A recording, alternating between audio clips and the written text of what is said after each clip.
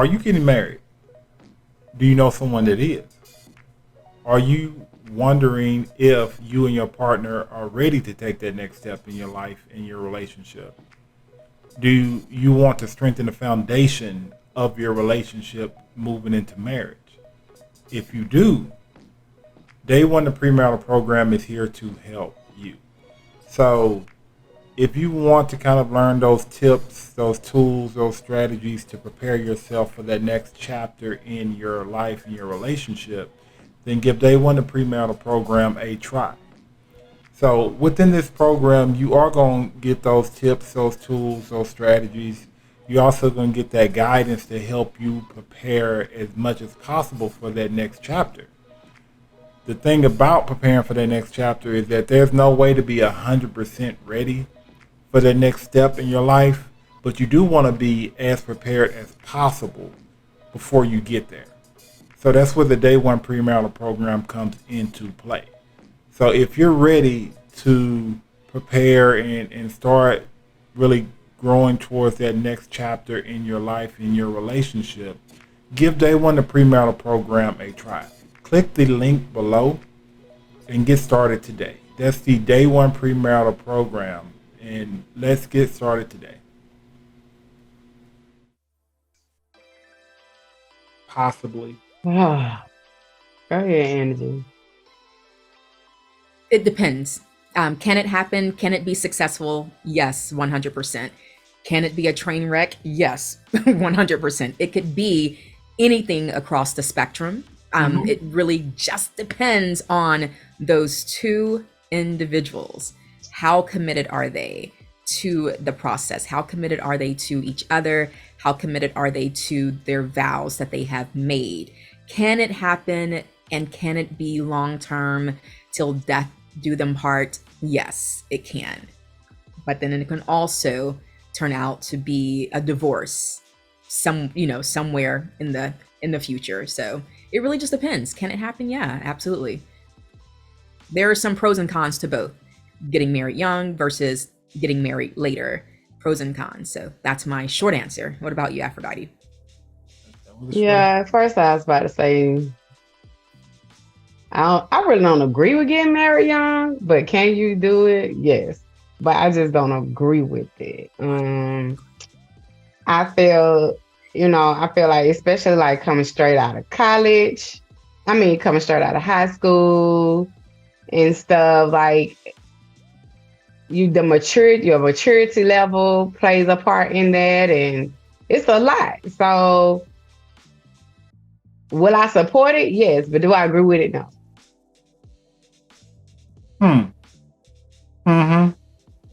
I think we're all on the fence about that one. That's the consensus about that. It is a little scary. It is when you talk about getting married, maybe straight out of high school or first year of college or something like that.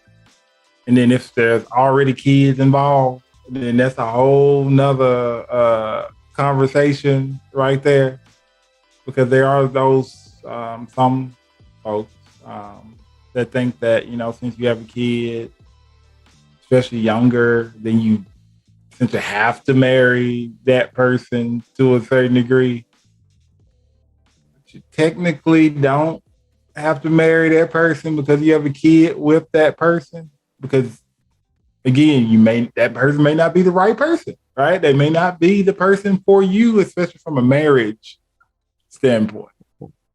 So it's a lot of avenues to where, okay, getting married young, talk to some people about that. Like, talk to yourself about that. Pitfalls, right? There's a bunch of them.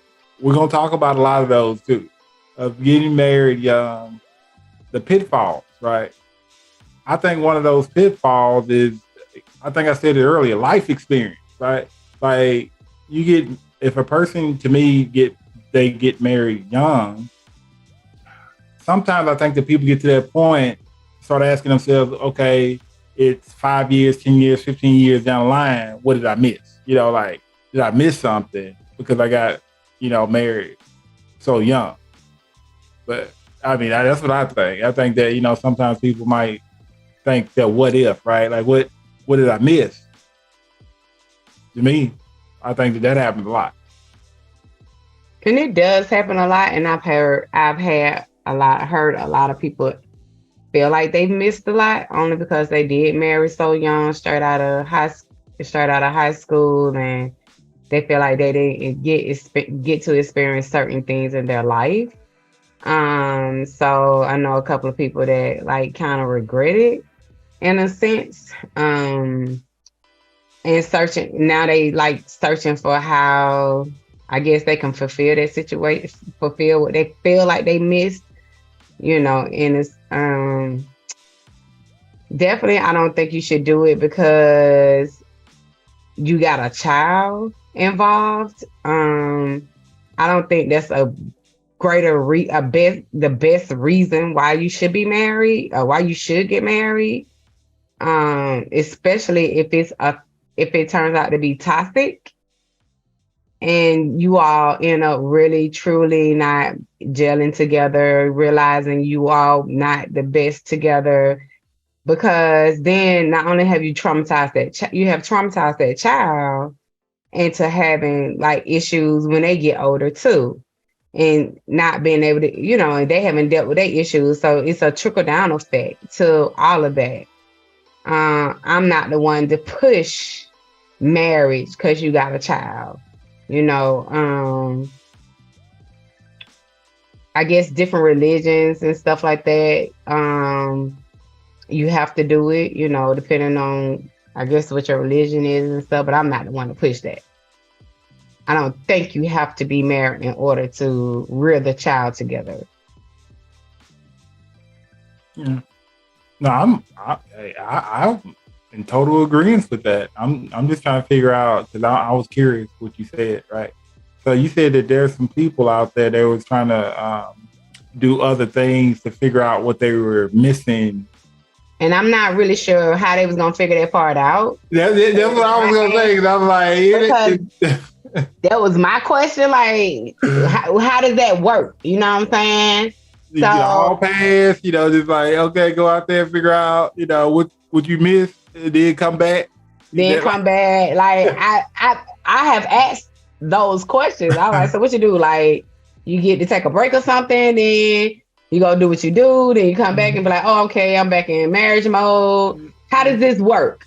How do you move forward feeling like you didn't fulfill or you didn't experience certain things in life? And I truly don't have that answer. So I was just like, I don't think you're gonna get a hall pass. Like that ain't gonna work for your life. I'm just saying, like, if there's, once you inside a committed like marriage, it's very few options for you to just, figure out what you miss, especially from a single aspect when you're committed. Like you committed. And I think a lot of that come from, I think a lot of it might come from, first of all, social media, influence from social media, influence from the people that you're around. They maybe feel like, they are like really doing certain things, being single and stuff like that. And it's a downside to being single. So, I don't think they have the realistic version of feeling like they missing something and trying to fulfill it. Like in their head, it's the best thing popping right now, and they just feel like they should do it. But realistically, they not realistically thinking, is it worth it? Yeah. Is it worth it? Have you weighed the cost of it? Because you better what it costs before you decide you've missed something and think you about to go and try to pick it back up or something. You see what I'm saying? So it just, I don't know if they worked it out. I can't give you that answer, but I don't agree with that either, because you're married now. So, and I guess you've been in there about 10 years. So you better figure out how you're going to figure it out with your partner. Yeah. I mean, I think in my head when you were saying that, I was thinking of this scenario where it's like, you do have those people that may or may not have gotten married young. And then you have that one person that's inside of the relationship that felt like they haven't lived enough of their life. And then they start, going out, staying out later, maybe going to a lounge, maybe a nice gentleman's establishment and stuff like that. And again, these people are inside of a marriage, but they live it like they single. You know what I'm saying? Like they live it like they got no responsibility at all, right? And I think that people get that way, right? You get to that point, and again, I think that's more of a communication thing too. Did you communicate that before you start doing all that? Because I'm starting to figure out that some people don't communicate. I guess that feeling of not living their life to the fullest. Like some people don't communicate that well, and then they just go out and then they just try to discover it. You know what I'm saying? They just go out and just start doing the stuff, and then it just turns into comfort. I'm not sure if you guys ever seen that before, but having people that just go out, live their life like they're single, but they're in a relationship. Yep. And then that can be that oftentimes tends to turn into where you'll hear a person say, "Oh, we grew apart," because it like, did you really grow apart, or were you, was one person seeking something else? Were they not satisfied within the relationship itself? So yeah, that can definitely add to when people feel that they're growing apart from each other. Which part? When they live their life like they're single? Right. When they start doing those actions because the marriage is no longer enough for them. Yeah. That's when all those special requests start coming in too. I'm telling you start getting a whole bunch of special requests, stuff you ain't never been requested to do before. Somebody looking for something. Uh-huh. Yeah. That curiosity is starting to brew. Starting to seek in. Somebody tell you, hey, you need to try this over here. You try this over here. Don't put your leg up that way. Hey, I'm telling you, you need to make sure something wrong. You need to start asking questions. Yep. Somebody's starting to question whether this relationship is enough. Okay. And that's not a great thing, because honestly, I think that even when we talk about people getting married young, both people are going to have some really interesting feelings about that situation, because it's a self-discovery thing, right? Like both parties are actually trying to discover, themselves, and then also how to figure out how to be married, like how to actually coexist with another person. And I think that sometimes people don't always talk about that part, right? They don't, together. They don't always talk about the interesting thoughts that they may have about being married so young and all the pressure, the responsibility of it. Like sometimes those conversations, I think people don't talk about it together. Like I think that those are conversations that most people have with themselves or with other people, like other people outside of the person that they're with. And sometimes I really think it's kind of really worse. I don't want to say worse, but it could be worse on the person that's young and then they marrying somebody that's already established. That too.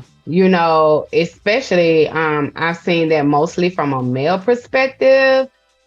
They so much younger. They, but they marrying a woman that's already established with kids, this, all this kind of stuff. And all this responsibility ultimately falls on that particular male. And they still trying to figure it out because they haven't had they don't have kids. They might just be working, they job might not be as, as sustainable. May not be, who knows, but that's a lot of responsibility for you to put on a 18, 19, 20-year-old out of high school. Mm-hmm. Yeah, it is. So that's a hard scenario, because if in that scenario the person has children already and the other person does not, it's not really an easy way to ease a person into that, especially if you talk about, just being newly married and stuff like that.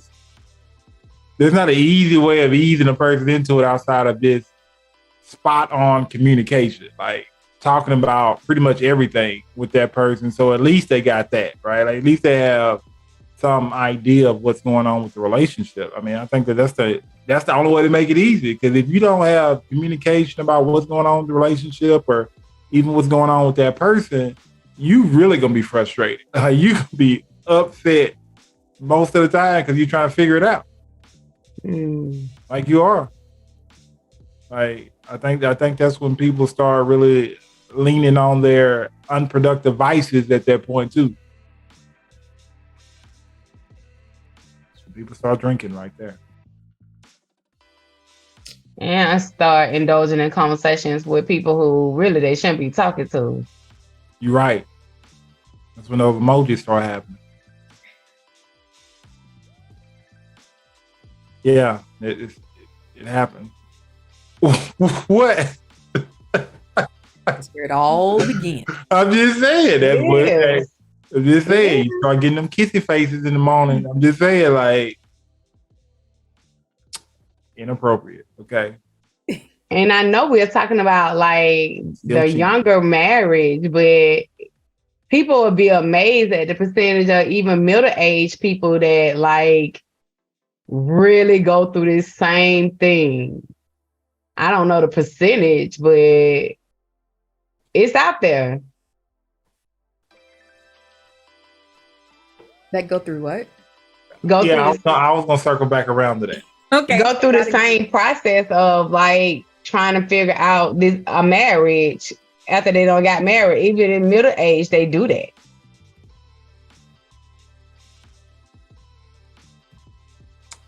Yeah, I think so too. I mean, I know we're talking about younger people and younger marriages, you know what I'm saying? But I was just pointing out that it really hit the middle age as well. That's the only thing I was trying to point out. Yeah, you took a bit of a left right there. Okay. I just I need you to know that, okay? Because I was like, she's gonna come back right. No, that's the only thing I was trying to point out. So silly. I'm just glad you went first, okay? Because I was gonna take a left early. So I'm just glad you went first. Then I can go next. Well, I'm so glad that I helped you along your way. Hey, somebody had to go first. That's all it was, right? Like, somebody had to just turn, okay? Because I started to with the emoji thing, okay? I started to just go ahead and take it around the bend with the emoji thing. But Lord, yeah, energy backed me up. Okay, I seen her face. She's just like, not yet. That's not too soon. Yeah, too soon right there. Let's not go all the way into the emoji thing. Okay, because we did that last time. We stayed on there for about 10 minutes. Okay, we did. We stayed 10 minutes too long. 10, 15 minutes. We was talking about, hey, good morning. How you doing? Hey, beautiful. Yeah, see that? Yeah, there you go. You had your coffee? Like, all that. He couldn't help himself. He had to go there. She opened the door. She did. She was like, oh, maybe I opened it. Maybe you opened that door. I didn't open it. Okay. My bad. We was just talking about getting married young and stuff like that. And then you brought it up with the, people and entertaining random conversations from people, especially when they're going through something. So, yeah, I mean, it's just a lot, right? Like, when you talk about marriage, and you're right, you open the door to that too. In every stage of any marriage, depending on stages, it is a little bit of a pressure thing, like it is. Whether there's pressure being brought from the relationship or pressure that you put on yourself to fulfill whatever role that you're playing in that relationship, it's just a lot of pressure. And how people deal with pressure and communicate about things when they're under pressure is it's critical. It's a very critical thing, especially when you're newly married, especially young. A lot of times you're gonna want to go talk to more experienced people about how to be married, what to expect, maybe parents, maybe uncle, cousin, aunt, somebody like that, because you just got married, you're young. Be very careful with that. Be very careful with reaching out and talking to certain people about your relationship, because there's a lot of bad advice out there. I need you to know that. There's some people keep it too real with you. Like they go too far with that. This is not even a relationship. They go too far. Okay. They're going too far. Right. So you get into that first argument or that first piece of conflict with your partner, and their advice is to tell you to leave the house and go somewhere else. And again, granted, this is your first piece of conflict with your partner, and their advice is to leave. Don't take that advice, okay? Nah. Don't do it. Okay, just Nah. That is a clear example of don't do it, okay? Because first piece of conflict, not the second, not the third, not the 15th. First, talk it out.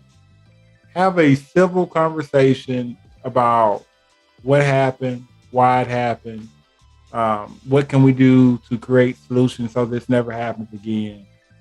All of that. Like, just kind of lay it out. Because at the end of the day, your relationship, it still has to grow. It still has to move forward.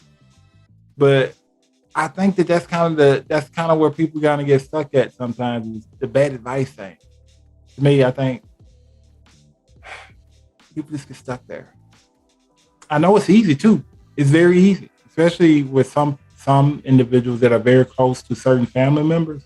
Mm-hmm. It's easy to take the advice. It is. It is. But that's the thing. What do you think the other pitfalls to people that are newly married are, though? Right? Because bad advice, I know, is one of them. But okay, another, and I'm just talking about pitfalls here. But the thing about being newly married is talking about your expectations of, being newly married. Because expectations sometimes, right, can be good, can be bad. Depends on the situation. It can. When you're newly married or you're just married in general, sometimes those expectations come back around and bite you. Like, best to actually ask a lot of questions, okay, instead of having expectations. It is. So what you guys think some other pitfalls might be, though? Not having developed, just personally and as an individual, not having developed certain skills that are needed or very helpful in for a marriage to be successful.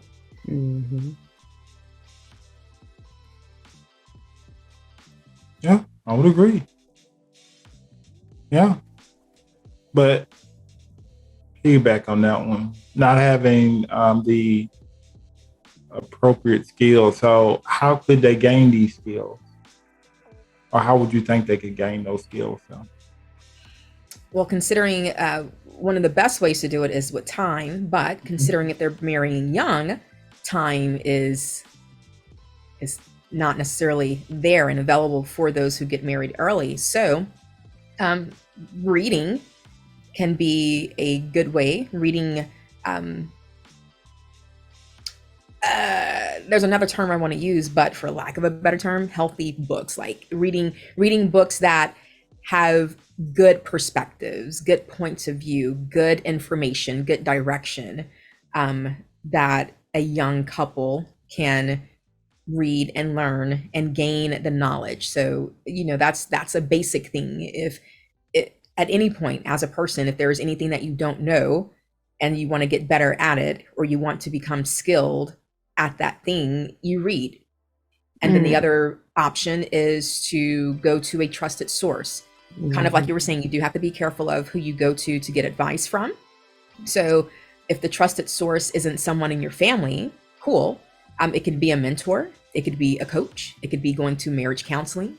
It can be just going to other sources who have the experience and or the knowledge and the wisdom. Yeah. Oh, I would agree. Mm-hmm. Yeah, I would agree about that.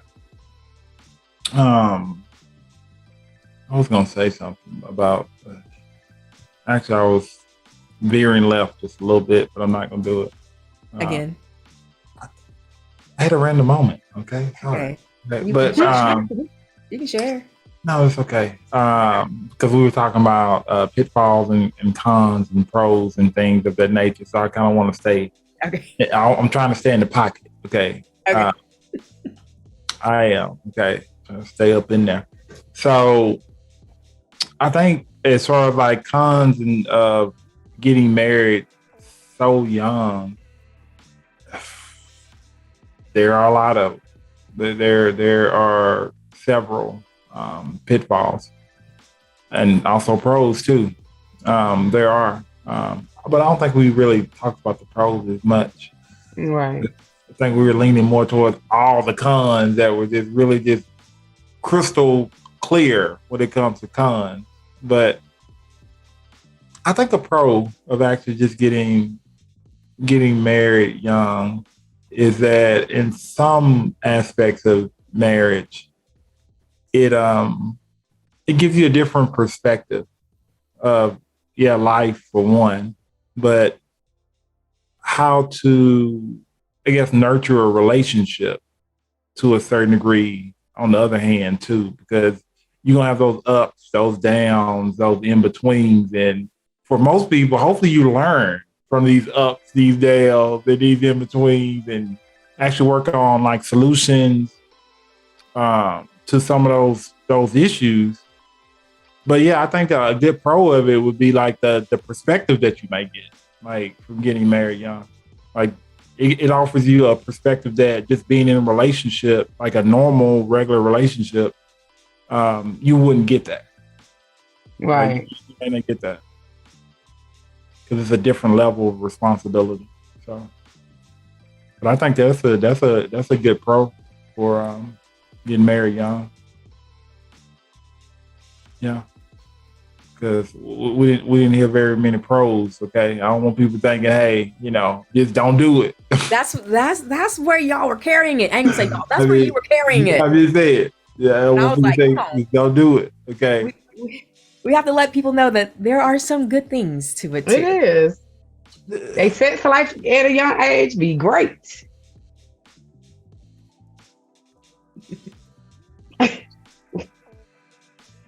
That is a pro. Okay, yeah, that's the pro. Yeah, that could be considered a pro.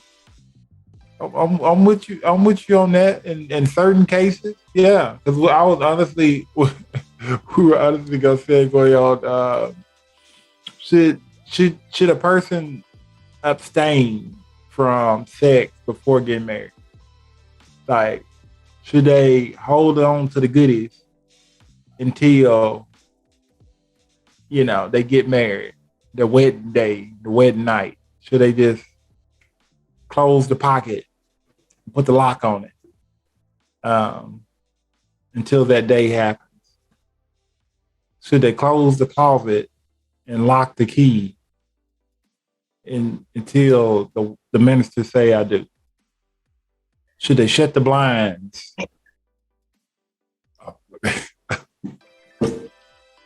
Oh my I was, goodness. I was waiting for you to stop me, okay? Because I had. You were on the roll. I was trying to see how many more you got.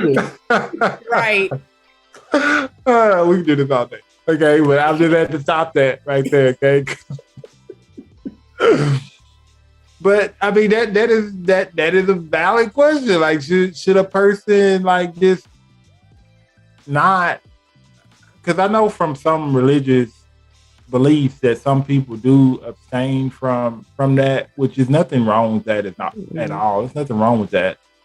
It's just if you're marrying another person that does not share that same belief, right? They like if they don't share that same principle as you, that's gonna be a really interesting conversation with that person. And sometimes, I've heard this before, how when a person gets engaged, right, they could be having sex, like just having like actual sex with the other person, and then they stop, and they say they want to wait, you know, they want to stop. They just want to wait until they get married. In some cases, this is a whole. Some people do the born again thing, right? They want to abstain from sex, even though they were already participating in sex with this person.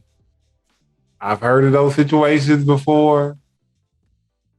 Yes, those people, some of those folks may be engaged at that point. Those are very tricky situations. Okay, that scenario that I just laid out there, that is a very intricate situation, especially if it's not handled well.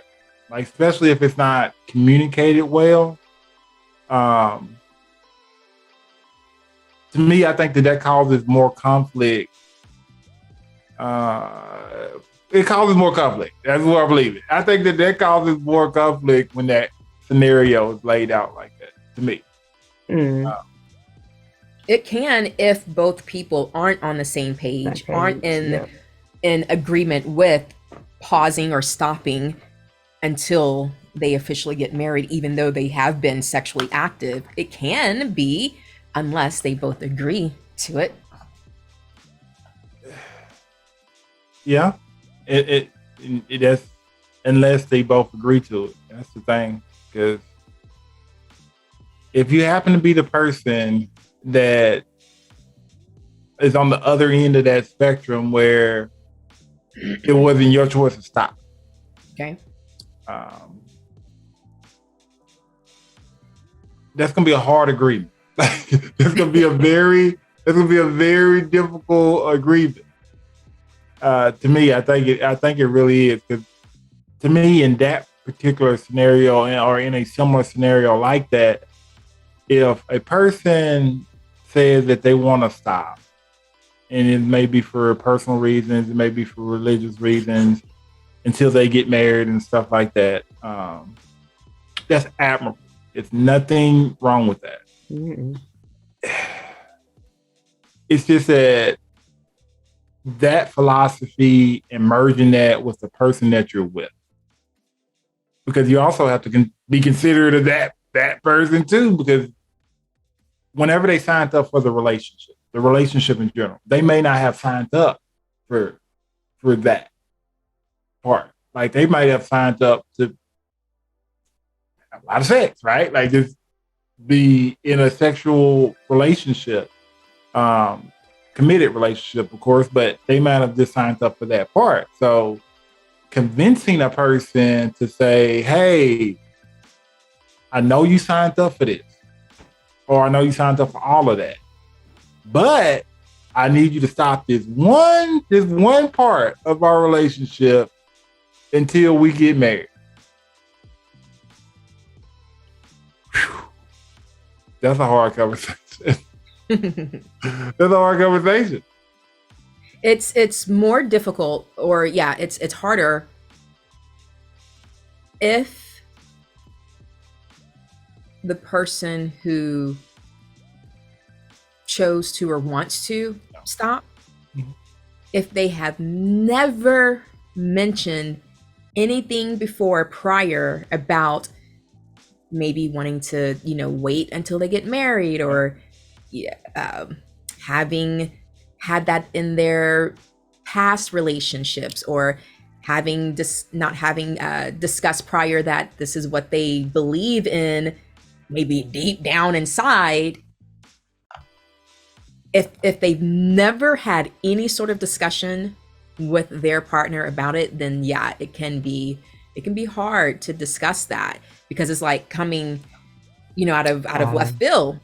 It's like, hey, whoa, where did this come from? But it does happen, because Yeah. some people will have that conviction all of a sudden Mhm. in the relationship, in the moment. Something all of a sudden, the taste is no longer there for them to want to continue to be sexually active outside of a marriage. So in that type of case, yeah, it can definitely be harder to have. However, you have a whole another side where it has been brought up, in the discussions, in the dating phases, or just in those earlier years of being in a committed relationship with that person.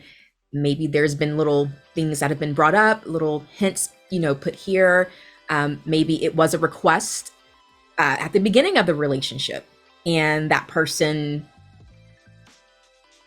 put it to the side in order to maintain the relationship, in order to maintain their partner, because of fear of their partner not agreeing to that belief, not agreeing to holding out until marriage. And so they did it anyway. They kind of settled on that particular aspect of the relationship. But if that's the case, if it has been brought up at some point, then it won't be as difficult, because it's like, hey, well, this isn't coming totally out of left field. I have expressed this before at some point in the past. So that's one thing where the communication aspect comes into play big time. If that is something that you want to do, if you are that person who wants to wait until marriage, make sure you communicate that in advance. So therefore, you're not in the scenario that, Josh, that you were just saying about marrying someone who doesn't want to, have sex, or marrying someone who does want to wait until they have sex before marriage. So yeah, the communication portion is crucial on that aspect, and standing firm on your beliefs, whatever they are. And if a person is on the same page, if they are in agreement, cool. If not, then that's when you really need to decide if moving forward together is a wise choice. Yeah. No, I agree with you on that one. That the last part, you brought it home. I'm not gonna lie to you. That last part, which is standing firm on your decision, your commitment. There's a lot of mixed messaging out there. I need you to know that, okay? So telling somebody, hey, I don't want to do anything sexual or anything that's physically intimate, and doing something that may be considered physical intimacy, but not the whole thing. Don't do that, okay? Because that's mixed messaging. That's mixed. That's a little mixed right there, okay?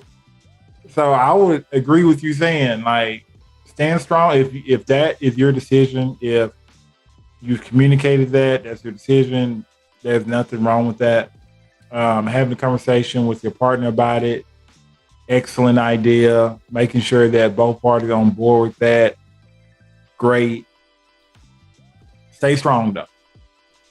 Stay strong. Don't mix messages, okay? At all. No, not even a little bit. No mixing the message, because that one time you mix that message, that one time, you've opened the door again. You just open that door. And that's what people may not get, is when you say something like that in a relationship, that means something. Like that's a powerful statement to say, hey, I want to wait. Like I want to just wait, make sure things are right until we get married. Hey, that's a strong statement. And when you make a statement like that, you got to stand on that statement. like plant your flag on that state, because if you don't, it just opens up the door to like further instances in your relationship where you could say something, but then you're gonna backtrack, and then that's what that person is gonna always consider, is that you backtracked on that. What makes you think you won't backtrack on this? Right. That's true. Yeah.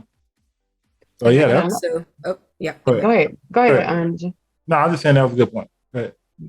And then it could also lead to regret and having resentment